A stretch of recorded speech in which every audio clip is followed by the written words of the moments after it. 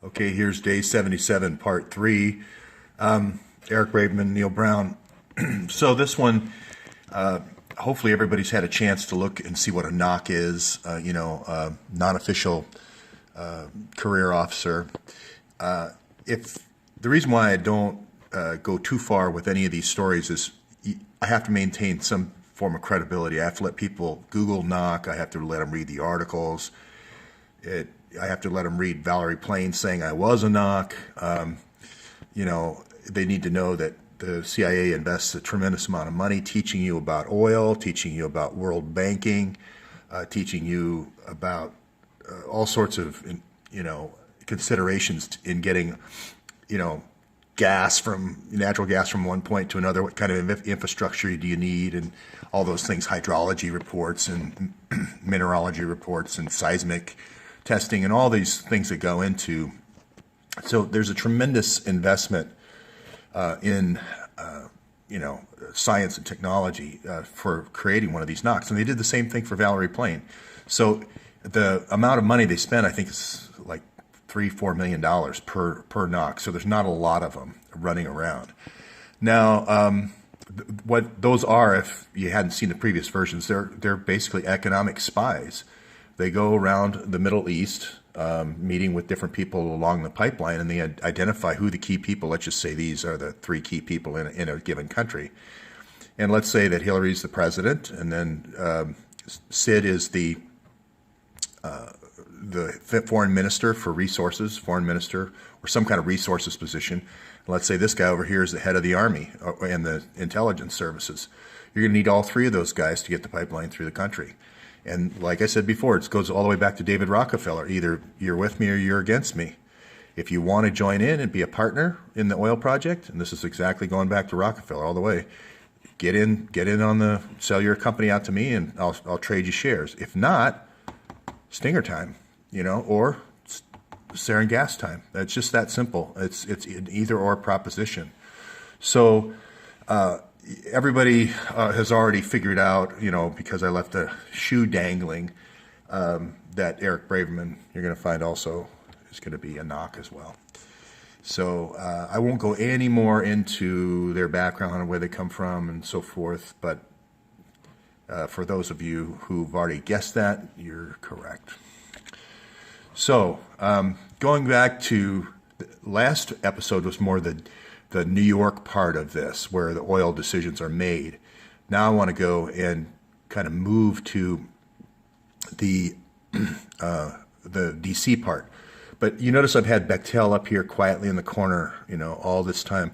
Bechtel's kind of the master of ceremonies here for all these people, and you're going to find a lot of knocks are created through Bechtel. So Valerie Plame will probably be a Bechtel person working with all of these companies, or a subcontractor, or both, during her time there. Depends on what her cover was and so forth. So she has not come out publicly and said, but she has said it's not that little company that they put to the press. So through Bechtel, definitely working with all these folks, meeting with all of the folks, Valerie Plame, now Neil Brown, same thing, meeting with all of them. And you're going to find Eric Braverman in a lot of those meetings. You're going to find Kissinger in a lot of those meetings. You're going to go to Bilderberg. You're going to see Petraeus, Eric Brown, Neil Brown, and you're also going to see David Kissinger. I'm repeating myself, sorry. So anyway, these oil conferences as well. And then you're going to have a humanitarian conference for pipelines and infrastructure, electrical infrastructure, and so forth, a week before or a week after. So it makes it easy for the diplomatic side, the Eric Braverman side, the World Bank side, to conveniently meet to set up the infrastructure before or after these world oil conferences. This is why I keep mentioning these dates, because dates are so good for investigative reporting, because you can see who went there, who was the speakers, where they come from, and then you can start unraveling all these covers. Because all of a sudden somebody just disappears. They came on the scene out of nowhere. They had this big Harvard, background, and then all of a sudden they disappeared 3 years later, and they're never to be seen again. So that's how you identify a knock. Now, you're also going to find that the FBI, through the Counterterrorism Division, Hillary always copies whatever George Bush does. I mean, it doesn't matter if it's a project for a new American century. She creates CNAS. If George Bush has Knox, she's going to create Knox. It just is this repeating pattern, and it's like a copy of a copy. It never turns out as subtle and clean. George Bush has these nice fine lines, and Hillary always has that heavy crayon. You're going to see, trying to, imitate. So you're going to see this. The FBI program is going to have a similar knocks as well, but not nearly the amount of education in the subject matter area. Like they sent Valerie Plame to French school, for 2 years, intensive French, all that sort of thing. Deep knowledge of petrology and all that good stuff. Your FBI program, your FBI counterintelligence program, is going to look more like the guy from the Lockheed, the fake Lockheed guy in Pennsylvania, who doesn't know anything about sheet metal, and he's supposed to be in Istanbul during the shooting, and his leg's not bleeding. That kind of cheap. I don't want to say cheap cutout, but an obvious cutout where he's not been prepared for the environment that he's in. Why are you there? And what happened? And he just doesn't have that backstory, the training, that kind of George Bush in-depth content training. So anyway, but they're the FBI is kind of like the grasshoppers, and the CIA is the ants. The ants go marching, and then they bring back the food, and then the grasshoppers get their cut. It's kind of like that movie Bug's Life. So, like I said, Sibel Edmonds, the Washington, D.C. side of this, she was in Washington, D.C. with the FBI and doing all the translating and so forth for the Counterterrorism Division. She's the one who knows that all these deals ended up at the Turkish embassy. So you kind of formulate what the pipelines are going to be, and then you get the package, and then you take it to Washington, D.C., and at the Turkish embassy, it's kind of your gateway to the Middle East for signing off the deal. And you're going to have the World Bank plan sitting right underneath the pipeline plan. So check out Sibel Edmonds if you haven't done it already. She really has this all down, the whole FBI move through the Counterterrorism Division and trying to CIA trying to infiltrate the FBI, et cetera, with the Gladio projects, using all this money to create these resistance groups throughout Europe and the Middle East, North Africa. Okay, so now that you have Knox in your vocabulary, right, and whatever the FBI counterterrorism version is, not Knox, I guess, you go to these partnerships that are being created, and here's where you're going to have your deep context expert going to create these partnerships for each one of these oil and gas plays. So I'm going to have one NOC probably leading this, and then there's going to be 10 or 12 people along the route of the pipeline. Or for mineral plays, the same way. Gas plays is going to be more because it's going to be a longer pipeline. But so I didn't mean to say that these are individuals. They're going to be like oil company of Croatia, oil drilling partners of Gulf oil, Mexican Gulf, that kind of thing. That's again why the emails need to come out. So these are going to be little oil and gas plays and mineral plays, like I've said all along. And again, your true guide, always, everything unveils itself when you see the pipeline. So this is going to be the same for Yugoslavia. Why they broke up Yugoslavia, because the Yugoslav group was kind of a Russia-controlled group, and they had to get that broken up so that they could put the pipeline through there. This pipeline kind of went nowhere. It's been argued over I can't remember the Buka whatever pipeline, and Neil Brown came up with this innovation here, this Adriatic pipeline. This is going to be a big juice stroke play right over here, a big play.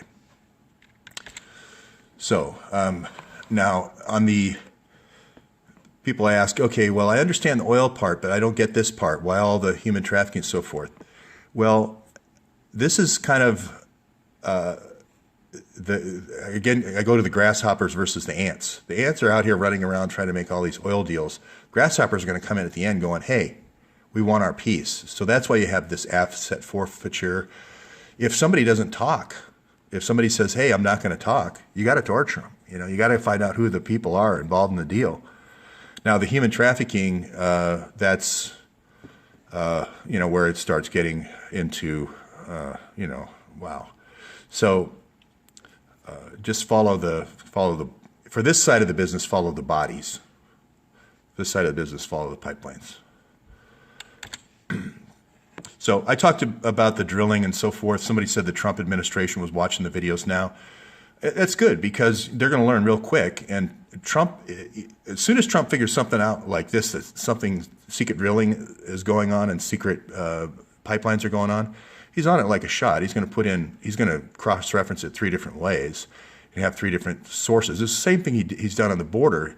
He's going to have the border guard, but he's also going to have Eric Prince as a private kind of secondary check, and he might even triangulate on it. He might even have a 3rd check on the border.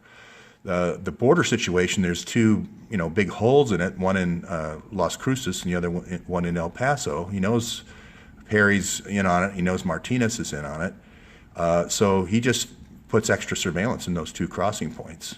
So it's one of those things where he's got the power now to spend the money to do the triple checking. Of course, Mexico wants to buy the wall, pay for the wall now, because they want to keep the tunnels. That's easy. They changed overnight when they knew Trump was going to win. So again, Spratlys, look up the Spratlys. You're going to find that. Trump, if Trump just publishes the papers, that's all he needs to do. Just publish the papers for Fast and Furious, the sealed records. I guarantee all this will unwind. It'll become obvious. Same thing for Haiti.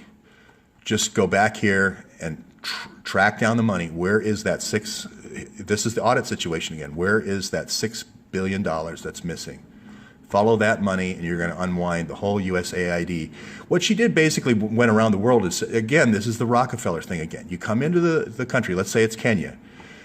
You have a whole bunch of USAID workers that say, I'm not playing ball here. And you had an ambassador who didn't play ball. Okay, I'm going to destroy the ambassador, which she did, and I'm going to blow up the embassy. It's just a convincer. Either you work with me or I'm coming through. And that's exactly what happened in Kenya. Wherever you find an embassy bombing, it's where the USAID people didn't play ball. Nigeria, people didn't play ball. She blew it up. She's hardball. So, and also follow the World Bank. That's going to tell you, that's going to be your signal of where the next pipelines are going in. So I go back to this chart because I know I keep saying the same thing. Rarely do you get a deal where the mastermind tells you the answers to the test. So again, Hillary's emails need to be produced. Huma's emails need to be produced. Recusal, full disclosure on all the Mark Rich papers, full disclosure on all the quid pro quos over the years. Got to happen. Otherwise, you have shadow government, and I'll just leave it there. Somebody said Mike Morrell was on Face the Nation this morning saying, Trump should take us seriously. And the person watching called him a weasel, and I said, you might want to draft an apology to weasels. So I'll end it there.